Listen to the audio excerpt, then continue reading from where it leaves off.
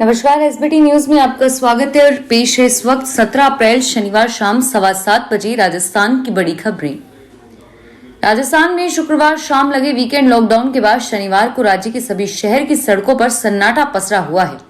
बस, सब्जी मंडी, दूध की दुकानों और अस्पतालों के आसपास जरूर कुछ आवाजाही नजर आ रही है। लॉकडाउन का पालन कराने के लिए कहीं ट्रस्ट ने तो कहीं पुलिसकर्मियों ने मोर्चा संभाल रखा है। जयपुर, जोधपुर, कोटा, अलवर, बीकानेर, सीकर, श्रीगंगानगर सहित राज्य के सभी शहरों के मुख्य मार्ग शांत हैं। कोई भागम भाग नजर नहीं आ रही, सिर्फ अस्पतालों में ही लोग बाग नजर आए। राजस्थान में वैश्विक महामारी कोरोना की दूसरी लहर को रोकने के लिए अब सख्ती के रुख पर है। संक्रमण की रोकथाम के लिए लगाए गए वीकेंड कर्फ्यू का असर शनिवार को जयपुर सहित अन्य शहरों के बाजारों में दिखाई दिया। प्रदेश में वीकेंड कर्फ्यू के दौरान अनिवार्य सेवाओं को छोड़कर सभी क्षेत्र बंद रहे। पुलिस और प्रशासन ने न केवल लोगों की सुरक्षा के साथ ही कोरोना से जागरूकता का भी मोर्चा संभाला है। कोविड के खतरे को देखते हुए आज और कल यानी रविवार को राजधानी जयपुर सहित पूरे प्रदेश में कर्फ्यू रहेगा और वहीं प्रदेश के सभी विश्वविद्यालयों की परीक्षाएं भी स्थगित कर दी गई है। प्रदेश के कई विश्वविद्यालयों ने हॉस्टल में रहने वाले विद्यार्थियों को घर लौटने के लिए कह दिया था, लेकिन राजस्थान विश्वविद्यालय प्रशासन ने फिलहाल हॉस्टल खुला रखने का ही निर्णय लिया है। विश्वविद्यालय का प्रशासन का फोकस अब हॉस्टल में रहने वाले विद्यार्थियों की सुरक्षा पर है।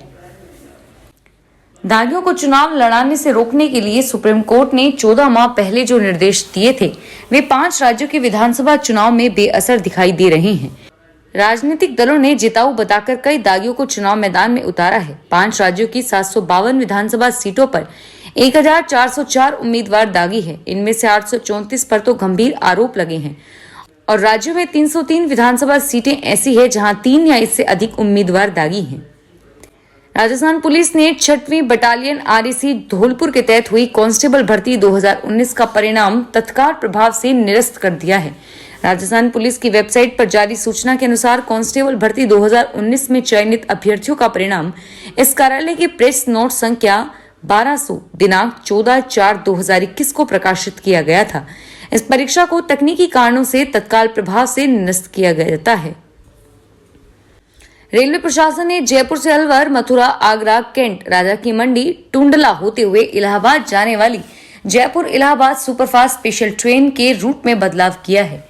ट्रेन अब राजा की मंडी, टुंडला स्टेशनों के बाजार, इटावा, उदी, मोड़, भांडी, आगरा, कैंट से होकर चलाई जाएगी।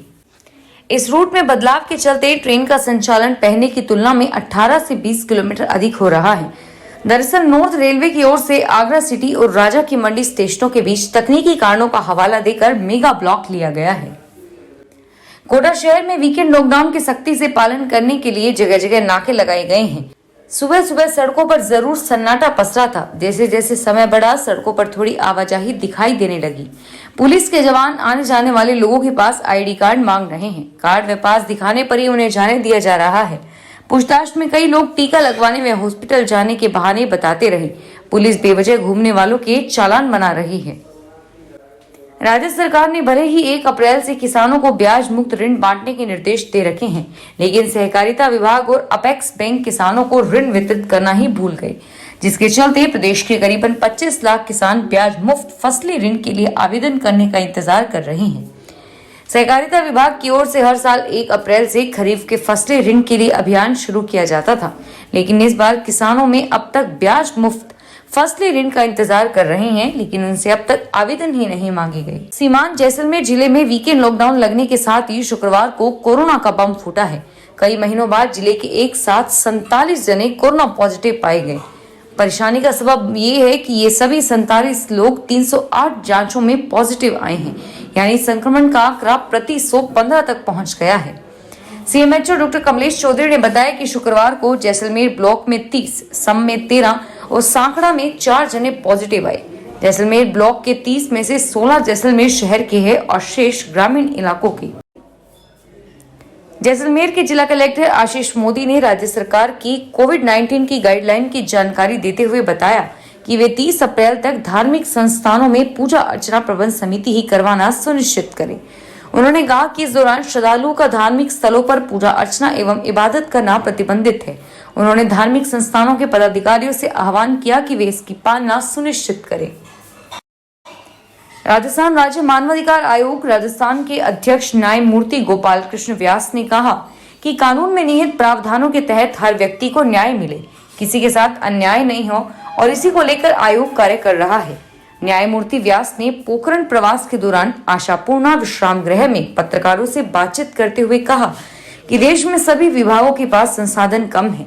जब देश आजाद हुआ था तब कुछ भी नहीं था, वह आबादी व लोगों की आवश्यकताएं भी सीमित थी, लेकिन आज देश की आबादी 130 करोड़ से पार हो चुकी है। इसके अनुपात में विकास व संसाधनों की धीरे धीरे वृद्धि भी हो रही है। सांगोद क्षेत्र में इन दिनों खेतों में उठ रही आग की लपटों से मुख्यालय की एकमात्र दमकल की सांसें भी फूलने लगी हैं। हालात यह है कि शनिवार को भी क्षेत्र में आधा दर्जन से अधिक स्थानों पर खेतों में फसल के अवशेषों में आग लगी। इसे बुझाने में दिन भर दमकलें गांवों में दौड़ती रही। एक जगह तो गेहूं की फसल काट रही कंबाइन मशीन में आग लग गई और उसे भी दमकल की मदद से बुझाया गया। भाजपा प्रदेशाध्यक्ष सतीश पूनिया ने कहा कि राजस्थान में मध्यावधि चुनाव ही नहीं, बहुत सी संभावनाएं हैं। कांग्रेस की सरकार कभी भी गिर सकती है। सचिन पायलट और उनके खेमे के विधायकों के बयानों पर पूनिया ने कहा कि वैसे तो यह कांग्रेस का आंतरिक मामला है, लेकिन कांग्रेस सरकार की अंतर्कलह सामने आती रहती है और ऐसी कमजोर सरकार अपने बोझ से कभी भी गिर सकती है। इन उपचुनावों में कांग्रेस की दुर्दशा होना तय है। शनिवार को पूनिया ने कहा कि कांग्रेस में अंतर्विरोध दूर करने का सियासी फार्मूला तय हुआ था, उस पर अमल नहीं हुआ और उसकी वजह से चल रही चर्चाओं से भी पार्टी कमजोर है। कांग्रेस अध्यक्ष सोनिया गांधी ने युवाओं को वैक्सीन देने की वकालत करते हुए कहा कि कोविड-19 का टीका 25 साल तक के लोगों को लगाया जाए। उन्होंने आज कांग्रेस की वर्किंग कमेटी की एक अहम बैठक में इस बात पर जोर दिया। सोनिया ने कहा कि सरकार को टीकाकरण के लिए अपनी प्राथमिकता पर पुनर्विचार करना चाहिए और आयु सीमा को घटाकर 25 साल करना चाहिए। अस्थमा, मधुमेह, किडनी और लीवर संबंधी बीमारी से पीड़ित सभी युवाओं को टीका लगाया जाना चाहिए। फिलहाल इस बुलेटिन में इतना ही और फिर हाजिर होंगे तमाम बड़ी खबरों के साथ। एसबीटी न्यूज के वीडियो देखने के लिए हमारे चैनल को सब्सक्राइब करें और नोटिफिकेशन पाने के लिए बेल आइकन पर क्लिक करें। धन्यवाद।